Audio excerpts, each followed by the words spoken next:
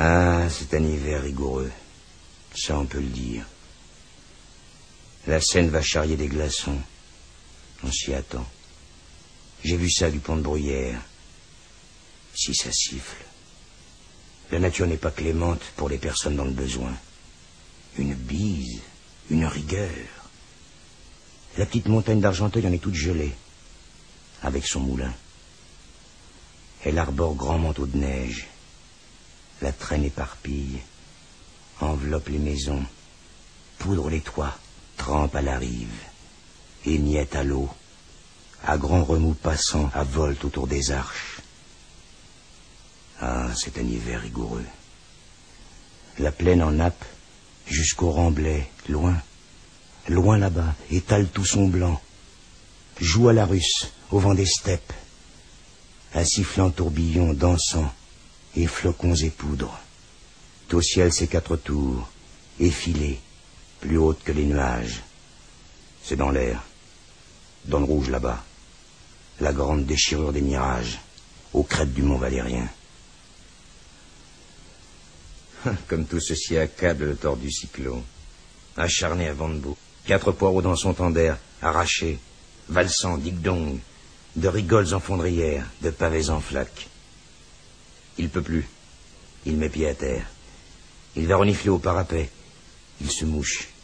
Il réfléchit contre le vent. Ça lui prend la tête. Il ose plus bouger de froid.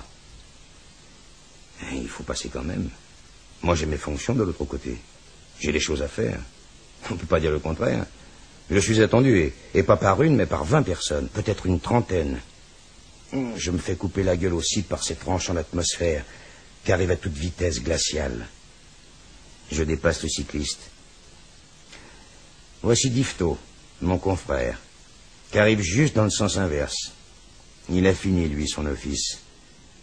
J'aime toujours bien le rencontrer. D'abord, c'est un excellent homme, et puis distingué, on peut le dire, et puis un savant dans un sens. Il a fini, lui, ses visites.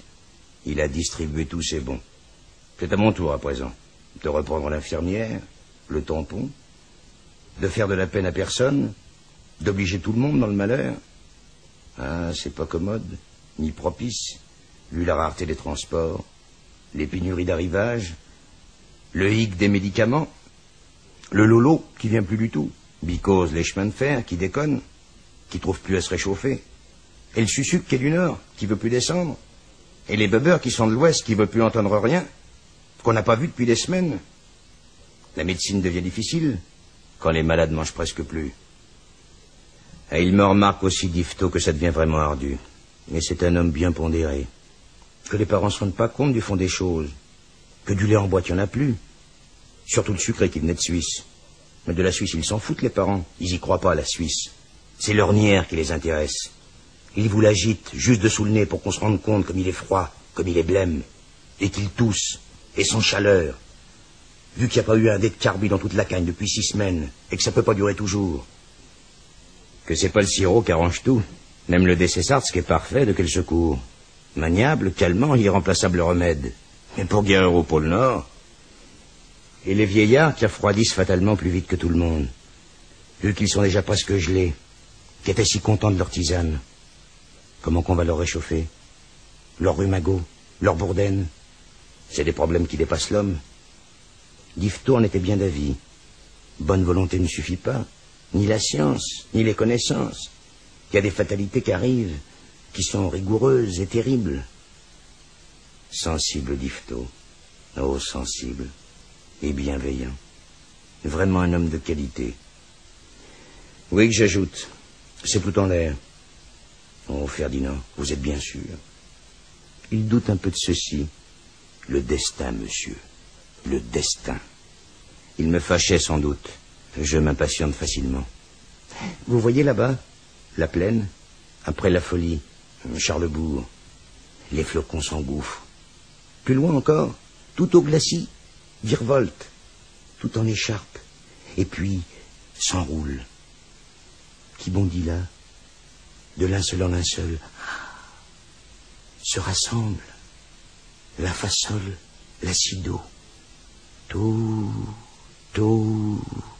je n'ai plus rien, tout, Tant pis, mon ami. Tant pis. Que le charme... Voilà. Chimère. Nous partîmes à rire tous les deux tellement la neige tourbillonnait. À vertige. À furieuse volute. À nous aveugler. Nous fûmes éloignés l'un de l'autre. De vive force. Je poursuivais mon chemin. À contre-bourrasque. Il me criait encore de loin à travers la neige. Les bons sont sous le tensiomètre. Nous avions là notre cachette. Dans le tiroir de gauche. Ah, c'est exact. Il y avait du monde. Une foule à la consultation. Une clientèle vraiment fidèle. 1, 2, 3, 4 ordonnances, et puis un bon. C'est le rythme. 1, 2, 3 bons, une ordonnance. C'est la cadence depuis l'hiver. De moins en moins d'ordonnances, de plus en plus de bons.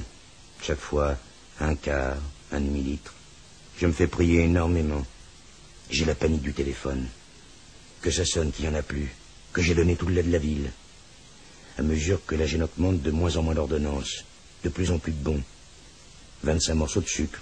Un petit saut de carbi. Que la misère s'arrête plus. Qu'elle augmente. Qu'elle recouvrira bientôt tout. Et la médecine à la fin. Qu'elle n'en laissera plus du tout.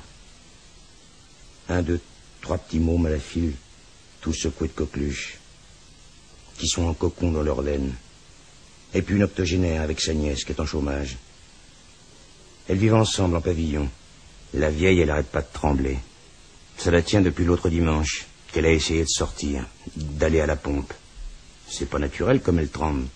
C'est une grelottine incroyable pour une carcasse aussi frêle. Elle fait trembler toute sa chaise. Ma table auprès. Les murs, la porte. Je cherche un peu d'où ça peut venir. Elle en chante. Elle en crierait presque. Tellement ça la secoue son catarrhe, son âpre emphysème. Ça fait 3 jours et 3 nuits qu'elle tremble ainsi de cette façon. Qu'elle secoue tout dans leur bicoque. Elle peut plus dormir du tout. Elle tient sa naisse réveillée. Elle demeure en pavillon de bois. Béadra, bébé, froid dehors. Elle a plus de dents, forcément. Mais dedans, froid, psy. C'est la tremblote qui arrête plus. C'est comme ça, 80 ans. Une fois qu'on en est saisi, ça vous prend, ça vous lâche plus. Ça se feinte chez nous en glace des murs. Faudrait mieux qu'elle meure que de souffrir comme ça. Elle m'explique, la nièce, les choses. Elle est butée, toute réfléchie. Elle demande la paix ou du charbon. Que ça finisse, mes bons conseils, si je peux pas la réchauffer. Elle en veut plus de mes cachets, de mes frictions non plus, à l'alcool. Pourtant, proposée, bien aimable. Elle en veut plus de la gentillesse. Elle veut du charbon et du pain. Tontine, elle est pas malade. Elle a faim. Elle a froid, c'est tout. Elle n'arrêtera pas de trembler tant qu'elle n'aura pas de charbon. C'est du charbon noir qu'elle veut. Du charbon qui brûle dans les poêles. Et puis un peu de lait et du sucre. Je veux pas l'avoir sur la conscience. Je me fais encore de 25 kilos. C'est pas du tout dans le règlement. Je fais des entorses à qui mieux. Je suis hanté par le téléphone. Encore des mères, et puis des filles, et puis des pères et des cousins. Des désolés, des sûrs d'eux-mêmes, des qui boitent, qui toussent, qui la sautent, qui supportent ça plus mal que bien. Ah, je prends tout. J'ai le sourire, de l'avenance, des habiletés. Et j'ai le par-dessus aussi. On expire de froid dans ce local. Le gel à 0 passe comme il veut. Il fait tout le tour de nos cloisons, tout sournois, avant coulis. Allons. C'est fini tant bien que mal. La nuit tombe. Estompe à présent les gens et les choses. Ils sont partis souffrir ailleurs. Chez eux. J'ai pas pu en dériver plus d'1, 2 sur l'hôpital. Enfin grêle le téléphone. Je tressaute. Je bondis. C'est la catastrophe. C'est rien. Les noms seulement des défunts. Ceux de ma tournée de chaque soir. S'ils ont vraiment le droit de laisser ça, de nous quitter pour de bon, de nous fausser compagnie. Mort. C'est vite dit.